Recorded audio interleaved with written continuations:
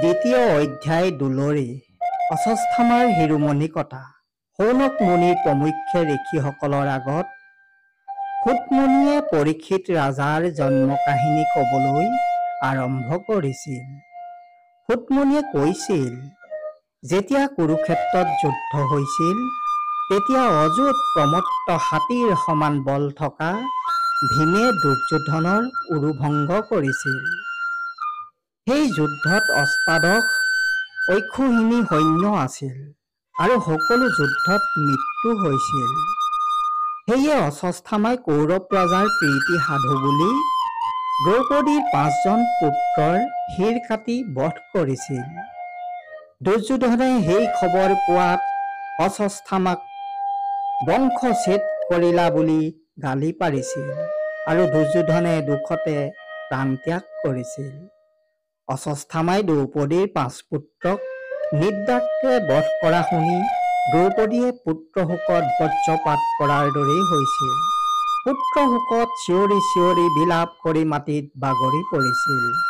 তেতিয়া অৰ্জুনে দ্ৰৌপদীক কৈছিল, তুমি শোক নকৰিবা, মই দুৰ্জন দ্বিজৰ মাথা কাটি আনি তোমাক দিম। তেতিয়া অশ্বত্থামাক অৰ্জুন আৰু কৃষ্ণই একেখন ৰথতে উঠি খেদি গৈছিল আৰু অশ্বত্থামাই প্ৰাণৰ ভয়ত পলাইছিল। কিন্তু অশ্বত্থামাই পলাই হাৰিব নোৱাৰি ব্ৰহ্মাস্ত্ৰ প্ৰহাৰ কৰিছিল। দশো দিশ প্ৰজ্বলিত হৈ সেই অস্ত্ৰই মহাপ্ৰলয়ৰ সৃষ্টি কৰিছিল। সেই দৃশ্য দেখি অৰ্জুনে ভয়তে কৃষ্ণক কৈছিল, হে কৃষ্ণ প্ৰভু ভগৱন্ত, কিবা অগ্নিয়ে আমাক খেদি আহিছে। তুমি আমাক সংকটৰ সময়ত বাৰে বাৰে ৰক্ষা কৰি আহিছা। হে প্ৰভু, আমাক ৰক্ষা কৰা।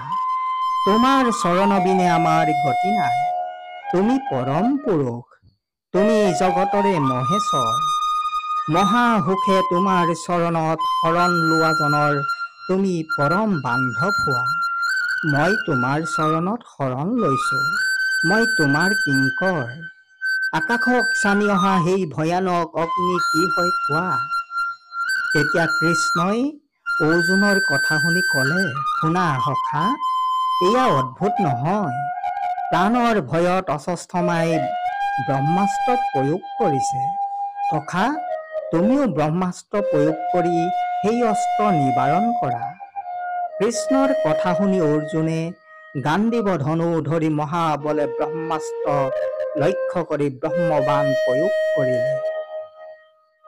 দুয়ো ব্ৰহ্মবাণ একে স্থানত মিলিত হোৱাত ব্ৰহ্মাণ্ড কঁপি উঠিছিল।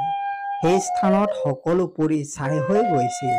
সেয়েহে কৃষ্ণই কৈছিল, হে সখা, অশ্বত্থামা আৰু তোমাৰ ব্ৰহ্মাস্ত্ৰই তিনিও জগত জ্বলি পুৰি ধ্বংস কৰিব। এতিয়া শুনা সখা, তুমি সেই শক্তিক ধ্বংস কৰা। কৃষ্ণৰ কথা শুনি অৰ্জুনে ধনুৰ বাণ প্ৰয়োগ কৰি সেই অস্ত্ৰক লগে লগে ধ্বংস কৰিলে আৰু খেদি গৈ অশ্বত্থামাক বাঘে হৰিণ ধৰাৰ দৰে ধৰিলেগৈ। হাত ধৰি বান্ধি ৰথত উঠাই ললে। তেতিয়া কৃষ্ণই অৰ্জুনক কলে, হে সখা, তুমিতো অশ্বত্থামাক বধ কৰিম বুলি প্ৰতিজ্ঞা কৰিছিলা, কিন্তু তুমি বধ নকৰি ৰথতহে উঠাই লৈছা। কৃষ্ণৰ কথাত অৰ্জুনে মুখেৰে একো নামাতি ৰথ চলাই দ্ৰৌপদীৰ ওচৰ পালেহি আৰু অৰ্জুনে দ্ৰৌপদীৰ ওচৰত অশ্বত্থামাক পশুৰ দৰে পেলাই দিলেহি। অশ্বত্থামাই লাজতে তললৈ মাথা কৰি পশুৰ দৰে পৰি থাকিল। গৌতমীৰ পুত্ৰ অৱস্থা দেখি পুত্ৰশোকত কান্দি থকা দ্ৰৌপদীৰ মনত বৰ দুখ অনুভৱ কৰিলে। কাৰণ অশ্বত্থামা আছিল পাণ্ডৱৰ গুৰুৰ পুত্ৰ। সেয়ে দ্ৰৌপদীয়ে অৰ্জুনক কলে, মই পুত্ৰশোকত জৰ্জৰিত হৈ আছো। এনে স্থলত এওঁক এনেদৰে বান্ধি অনাত বৰ দুখ পালো। এওঁৰ হাত ভৰি বান্ধ খুলি দিয়া। এনে অৱস্থাত এওঁৰ মাতৃ গৌতমীয়ে দেখা পালে প্ৰাণত্যাগ কৰিব। দ্ৰৌপদীয়ে অশ্বত্থামাৰ ওচৰলৈ গৈ চৰণত সেৱা কৰিছিল। দ্ৰৌপদীৰ সেই দৃশ্য দেখা সকলো মহন্তই সাধু সাধু ধন্য ধন্য বুলি কৈছিল। কৃষ্ণ।